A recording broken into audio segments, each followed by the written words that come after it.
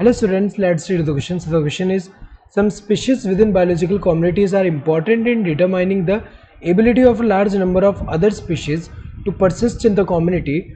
What are such species called? पूछा गया है कि कुछ species जो होते हैं biological community के, वो उस community के large number of other species के persist करने की ability को determine करते हैं. ऐसे species को हम क्या बोलते हैं? Keystone species, allopatric species, sympatric species, threatened species. तो अगर देखा जाए ऐसे स्पीशीज जो है, ये जो स्पीशीज है, ये स्पीशीज जो होंगे इनको हम कीस्टोन स्पीशीज बोलते हैं.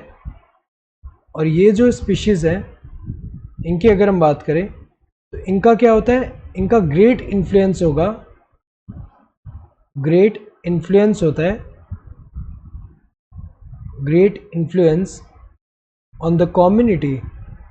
जो कम्युनिटी है उसमें इनका ग्रेट इन्फ्लुएंस है relative to their low abundance और बायोमास. तो अगर देखा जाए इनको हम कीस्टोन स्पीशीज बोलते हैं और इनकी एक्टिविटी से ही डिटरमाइन होता है जो कम्युनिटी का स्ट्रक्चर. तो अगर देखा जाए कीस्टोन स्पीशीज जो होते हैं ये हमें पता है इनका ग्रेट इन्फ्लुएंस होता है कम्युनिटी में relative to their low abundance और बायोमास. तो अगर देखा जाए यहाँ पे जैसे एग्जाम्पल अगर हम देखें, जो लायन इन फॉरेस्ट, तो अगर हम देखें जो लायन है इसका अगर हम देखें ग्रेट इन्फ्लुएंस है फॉरेस्ट में और इसके एक्टिविटी से ही अगर हम देखें डिटरमाइन होता है स्ट्रक्चर ऑफ द कम्युनिटी. तो अगर हम देखें ये कीस्टोन स्पीशीज बोलते हैं इनको, ये करेक्ट होगा. एलोपैट्रिक स्पीशीज नहीं होता. एलोपैट्रिक स्पीशीज का क्या होता है, ये ऐसे स्पीशीज होते हैं जो कि कैसे बने होंगे, जैसे कि यहाँ पे इनिशियली ओरिजिनल पॉपुलेशन अगर हम देखें, यहाँ पे ओरिजिनल पॉपुलेशन ऐसे रहा होगा इस एरिया में, लेकिन एलोपैट्रिक मतलब यहाँ पे क्या होगा कि कुछ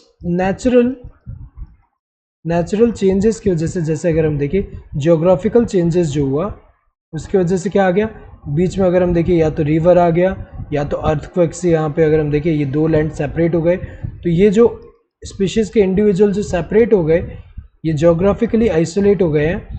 इसकी वजह से क्या होगा कि यहाँ पे धीरे धीरे इवोल्यूशन के साथ साथ ये जो है न्यू स्पीशीज़ बन जा रहे हैं. तो ये जो न्यू स्पीशीज़ बन रहे हैं ये जियोग्राफिकल आइसोलेशन की वजह से, तो इसको हम क्या बोलते हैं, एलोपैट्रिक स्पीशीज़. ऐसे स्पीशीज़ को एलोपैट्रिक स्पीशीज़ बोलते हैं.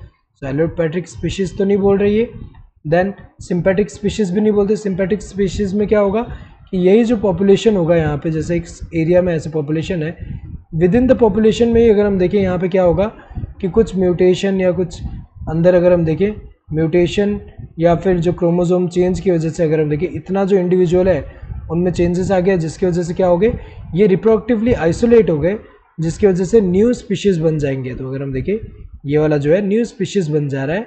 तो अगर हम देखें ऐसे स्पीशीज़ को हम क्या बोलते हैं, सिंपैट्रिक स्पीशीज़ बोलते हैं. तो ये भी नहीं है. थ्रेटेंड स्पीशीज़ भी नहीं बोलते. थ्रेटेंड स्पीशीज़ जो होते हैं ये क्या होते हैं, अगर हम देखें थ्रेटेंड स्पीशीज़ जो होते हैं ये हमें पता है कि ऐसे स्पीशीज़ हैं जो कि वल्नरेबल है एक्सटिंक्ट होने के लिए, तो फ्यूचर में. सो उसको थ्रेटेंड स्पीशीज बोलते हैं. So correct answer would be this first one, keystone species. Hope you understood the question. Thank you and all the best.